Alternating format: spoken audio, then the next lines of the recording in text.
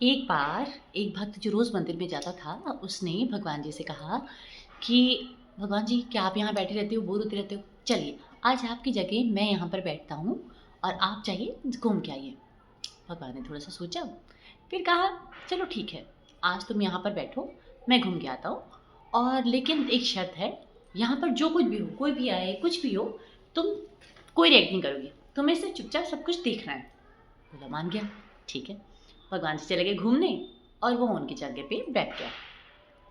अब उसने देखा कि थोड़ी देर में सबसे पहले एक व्यापारी आया।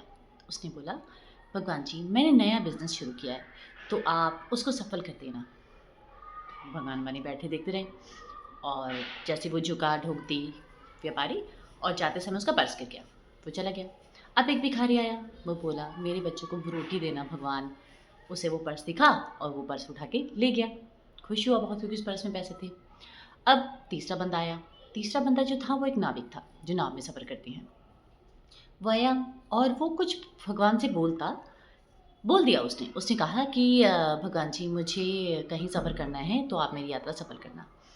इतने में क्या होता है कि व्यापारी को पता चलता है मेरा पर्स गिर गया। तो वो आता है पुलिस लेके और देखता है कि मेरा पर्स नहीं है, तो वो नाविक को बोलता है कि भाई इसने मेरा पर्स चुराया है।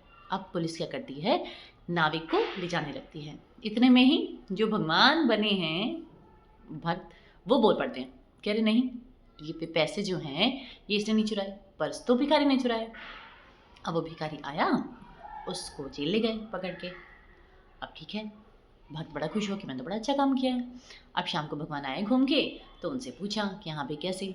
तो भक्त ने सारा वृतांत कह सुनाया। अब भगवान ने बोला कि तुम्हें नहीं बोलना था।